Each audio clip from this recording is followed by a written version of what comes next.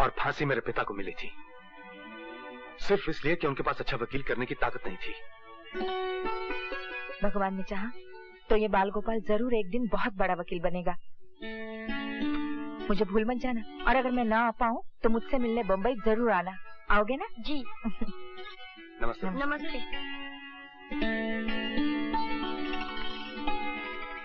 यशोदा के जाने के बाद फिर से अकेली हो गई ना।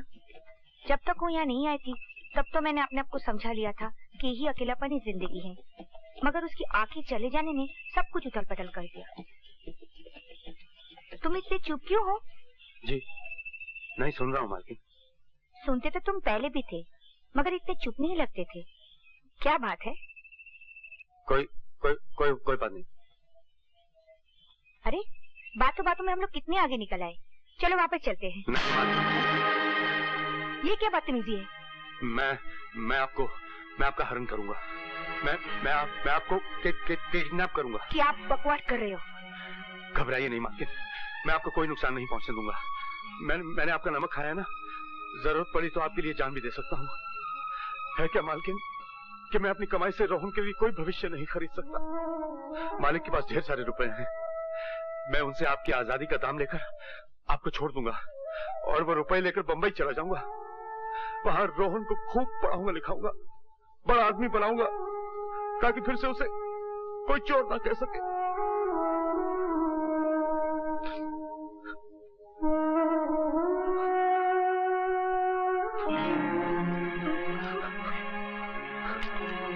घर चलो, घर चलो। मालकिन क्या बात है रवि? आज्ञा लेने आया हूँ मालकिन। काहे की आज्ञा? यहाँ से जाने की आज्ञा मालकिन। कहाँ जाओगे? पता नहीं। क्यों जाओगे? आप पर चाकू निकालने के बाद मैं यहाँ कैसे रह सकता हूँ मालकिन? पागल हो तुम तो। अरे रवि, जो मैं तुम्हारा दर्द ना समझती होती तो आती मालिक से तुम्हारी शिकायत ना करती, तुम्हें पुलिस के हवाले ना कर देती। जाओ, जाके अपना काम करो। जाओ। जी। पागल कहीं का।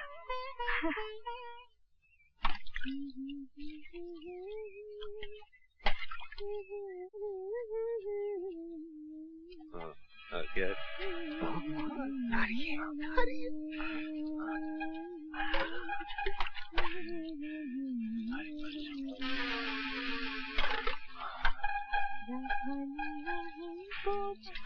बस कर, अबे हट बे। मुझे भी तो देखते थे। चुप रहना। अबे चुप क्यों रहूं? 50 रुपए में ट्रेलर दिखा दिया, अगर पूरी फिल्म देखनी है तो और छिड़को। अबे हटना। अरे बचाओ!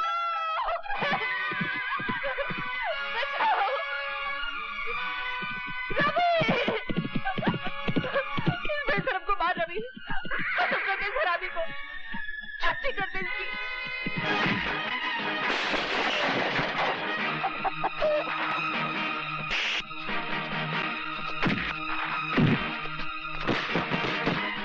शर्म नहीं आती तुम्हें? पिताजी होते हुए ऐसा करते हो?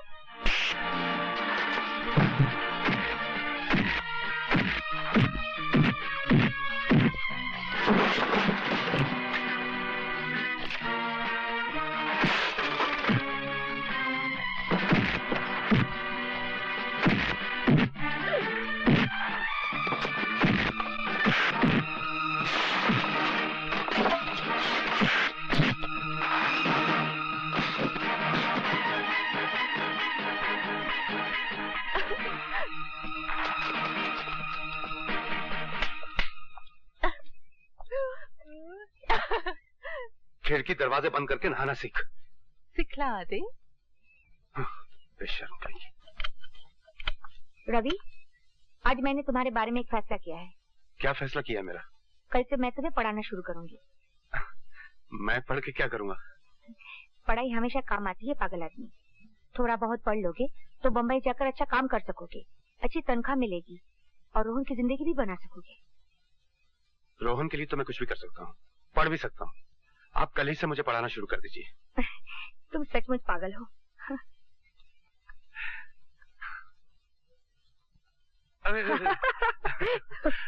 फिर भूलोगे? नहीं फिर नहीं भूलूंगा। अच्छा फिर से सुनाओ। BAT बैट, बैट माने बैट।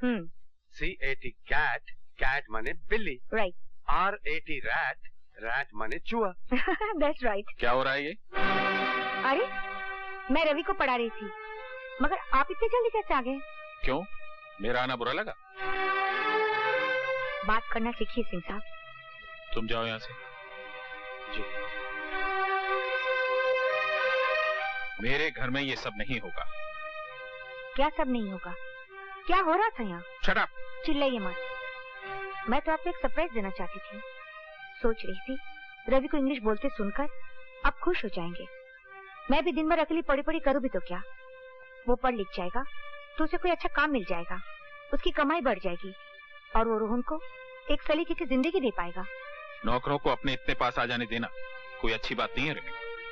इन छोटी बस्तियों में रहने वालों की जबानें बहुत बड़ी होती हैं। आपकी जबान भी कोई छोटी नहीं है।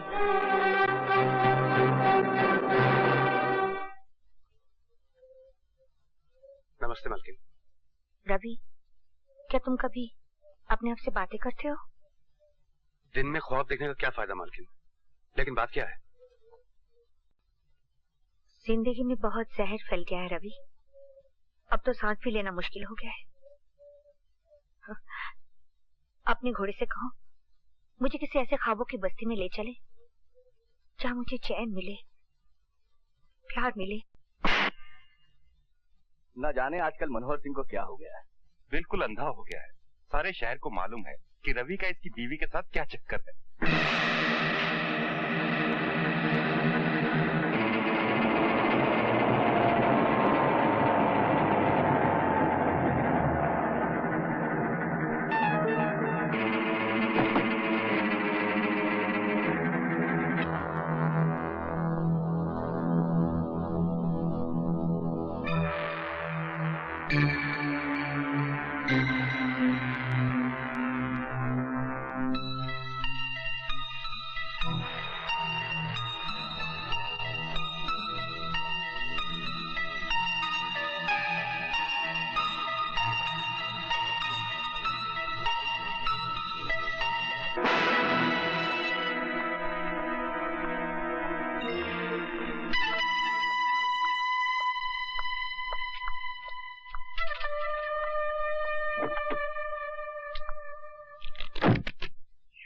रवि, तू मुझे मेले में लेके जाएगा?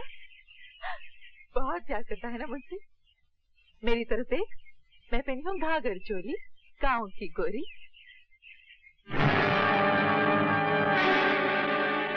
तुम? हाँ मैं। अरे मैं तुझे मेले में ले जाऊंगा, पर उससे पहले मैं तेरी जवानी का मेला देखूंगा। मेरे पास नहीं आना, वरना तेरी छुट्टी कर दूंगी। अच्छा? मैं सिर्फ रवि की हूँ। रवि! रवि!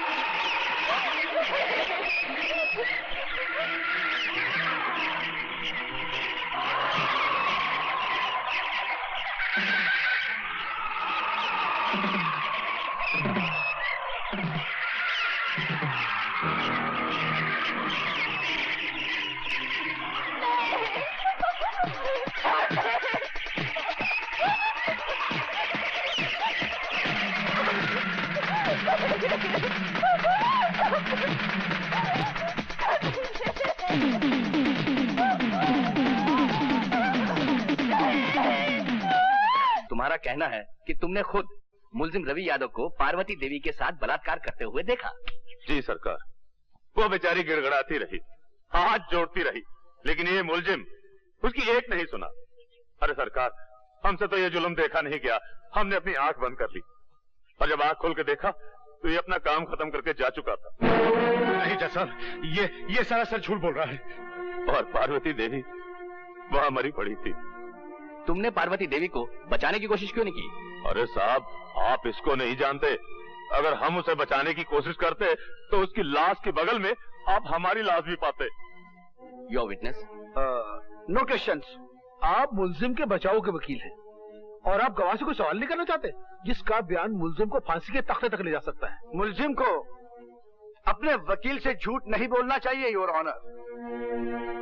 इस मुल्जिम ने मुझसे कहा था कि इसने बलात्कार नहीं किया, मगर अब ये मोजिज़ गवाह ये बयान दे रहा है कि इसने खुद अपने आंखों से बलात्कार होते हुए देखा।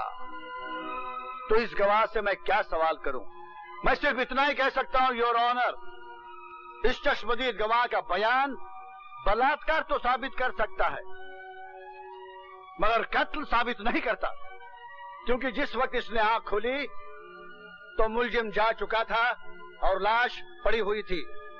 हो सकता है योर ऑनर मुल्जिम ने उसे जिंदा छोड़ा हो सकता है किसी और ने पार्वती देवी का कत्ल किया हो। इसलिए अदालत ने अगर इसे फांसी की सजा दी तो वो सरासर अन्याय हो जाएगा योर ऑनर। That's all. ये आपने कैसा वकील खड़ा किया रवि के लिए, जो खुद अपनी क्लाइंट के खिलाफ बोल रहा है? ऐसी बातें अदालत में नहीं की जाती। मगर वो तो घर चलकर बात कर लेना। सरकार कत्ल का जुर्म पूरी तरह साबित नहीं कर पाई, इसलिए यह अदालत इसे कत्ल की पूरी सजा नहीं दे सकती। लिहाजा यह अदालत इसे 12 साल कैद बामुशक्कत की सजा देती है।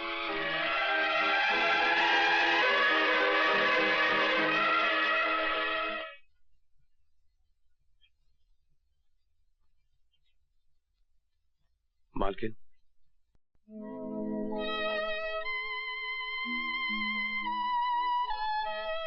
मेरी तो कुछ समझ में नहीं आ रहा है कि ये सब क्या हो गया है।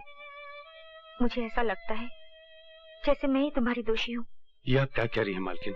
हाँ, मैंने तुम्हारे मालिक से 1000 बार कहा कि रवि निर्दोष है, कोई अच्छा सा वकील करो, मगर वो... ये दोष निर्दोष का चक्कर ही नहीं है मालकिन, तो वकील क्या कर लेता? ये तो नसीब का चक्कर है मालकिन। आप भी बेबस हो गई और मालिक भी। आप तो चाहती थी कि मैं पढ़ लिख कर अच्छा आदमी बनूं, मगर नहीं। बनता भी कैसे? ये जेल जो लिखी थी नसीब में, ये धारीदार कपड़े जो लिखे थे। पर अब बिल्कुल चिंता मत करना मालकिन, ये सजा तो मैं काट ही लूंगा। मुझे चिंता है तो सिर्फ रोहन की। वो वहां बिल्कुल अकेला रह गया ना मालकिन। अकेला क्यों हो गया होगा? मैं नहीं हूँ क्या? मैं उसकी देखभाल करूंगी। उसका भविष्य मेरे पास तुम्हारी अमानत है रवि, तुम इसकी बिल्कुल चिंता ना करो। अगली बार जब मैं तुमसे मिलने आऊंगी तो उसका पक्का बंदोबस्त करके आऊंगी। अगर ऐसा हो गया ना मालकिन, तो मुझे जिंदगी से कोई शिकायत नहीं रहेगी, क्योंकि आज तक मैंने जिंदगी से अपने लिए कुछ मांगा ही नहीं। जो कुछ मांगा रोहन के लिए मांगा, और जो कुछ मांगूंगा रोहन के लिए मांगूंगा।